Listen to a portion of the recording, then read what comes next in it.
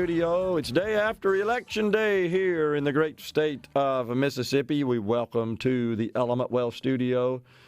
Online calling in with us, got video going as well. Rodney Hall, winner and newly elected Mississippi House District 20 representatives. Representative Hall, good to see you, sir, and enjoyed visiting with you yesterday. Good to see you.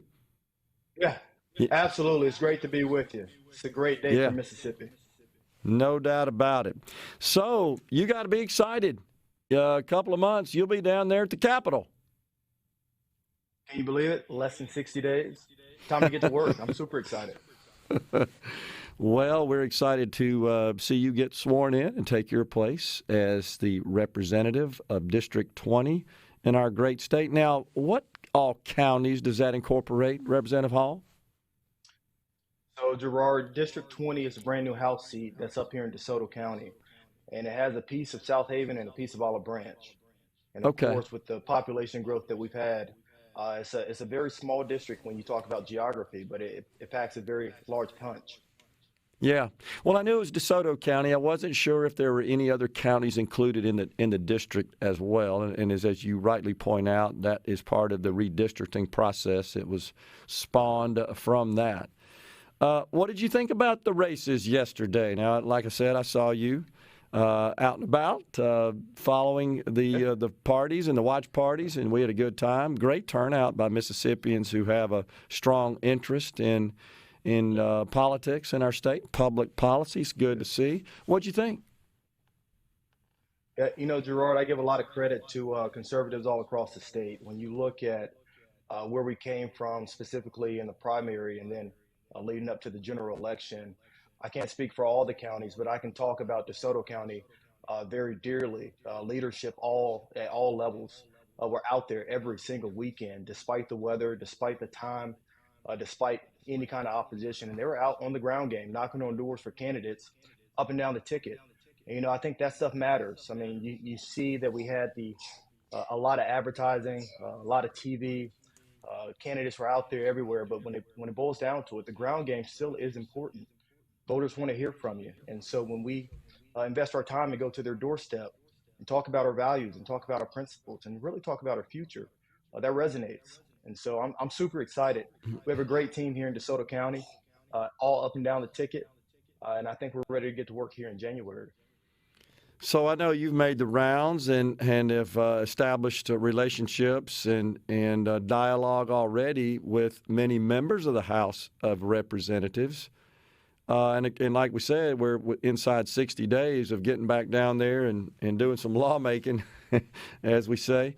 What are you going to focus on? Do you have any particular interest from a committee perspective or subject matter area in public policy? What are you thinking?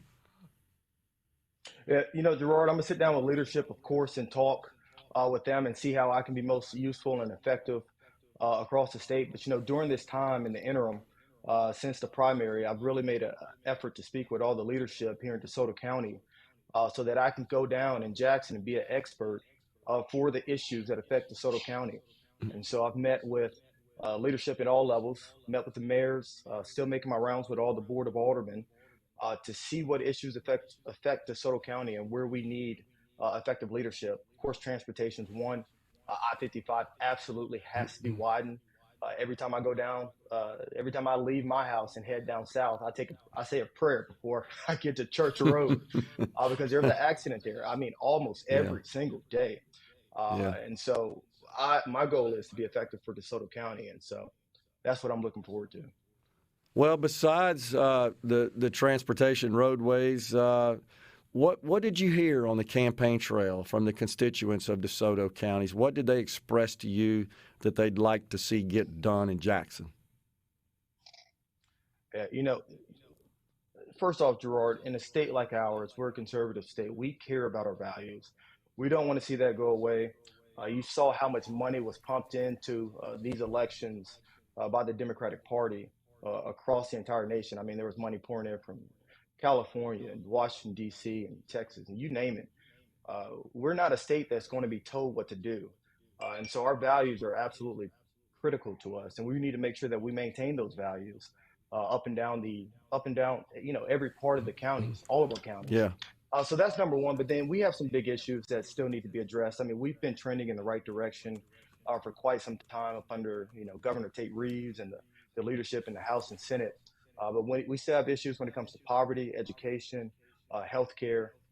And so those are the big issues that people are concerned about. But I think they see, not just in the rhetoric, but in the facts.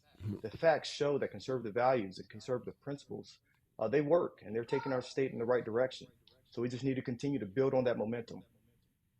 Yeah, it's a good point. And the governor really conveyed that as well last night in his speech, and as he has been doing on the campaign trail, that these conservative policies have produced positive results across the spectrum in Mississippi. And he's very proud of the progress that's been made in public education, and he talks about the many accomplishments and achievements there and the way Mississippi has been recognized on the national scene, even in the New York Times, for accomplishments there in education. He talked about the significant investment in new economic development projects that's occurred during his term and more in process as well. He's focused on that. And I feel like the legislature, the Republicans of the legislature, feel the same way, and it seems to me that that's going to be their focus. Is that kind of what you're hearing? No, you're absolutely right, Gerard. One good thing about that came out of all these elections and really the focus on Mississippi is that our story can't be denied.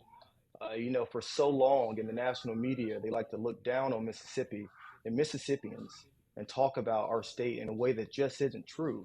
And anybody that lives here and that is from here and that, stays here, understand that Mississippi is a beautiful state with so many great citizens, with so much opportunity.